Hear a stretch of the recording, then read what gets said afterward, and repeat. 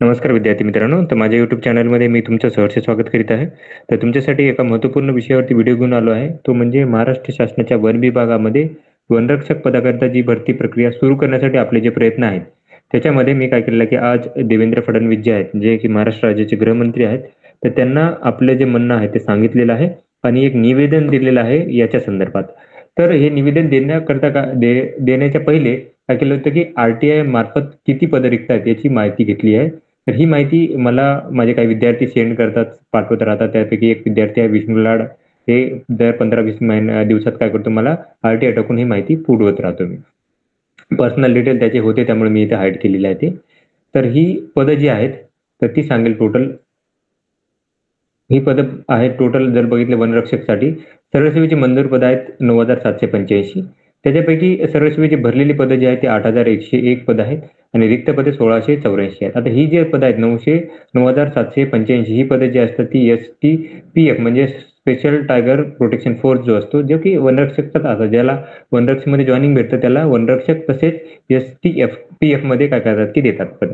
आता STPFचं काम काय असतं की हे जे असतात ते टायगरच्या ज्या इथं आहेत, म्हणजे ताडोबा असेल, चंद्रपूरच्या साईडला तुम्ही बघाल, नागपूरमध्ये असेल, तर इथं त्याच्यानंतर गडचिरोली गोंदियामध्ये नवेगाव साईडला जो आहे नागझिरा प्रकल्प हे आहे, तर तिथं जिथे टायगर रिझर्व टायगर आहे तिथे ही फोर्सेस असतात. टायगरसाठी स्पेशली हे फोर्सेस ठेवलेले असतात, त्याच्यावर निगराणी राखण्यासाठी असतात.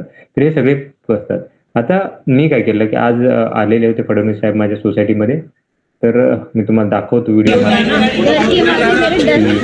त्यांना मी काय केलं होतं की आपलं जे निवेदन आहे ते काय केलं की दिले होते. आता हा जो इव्हेंट होता तो म्हणजे सार्वजनिक गणेशोत्सवानिमित्त आले होते.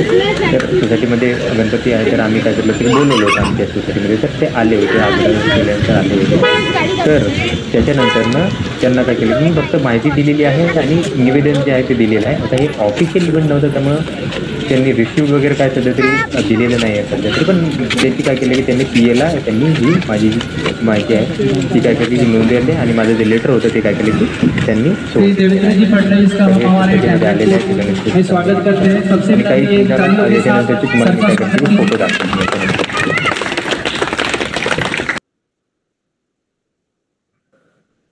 तर इथं त्यांना ऍक्च्युली मुद्दा सांगितला होता आम्ही, त्याच्यानंतर थोडंसं त्यांनी हे केलं होतं. इथे त्यांना ऍक्च्युली त्यांना मी मुद्दा सांगितला होता की जो हा आहे वनरक्षक संदर्भातचा मुद्दा त्यांना काय केलं की सांगितला होता मी.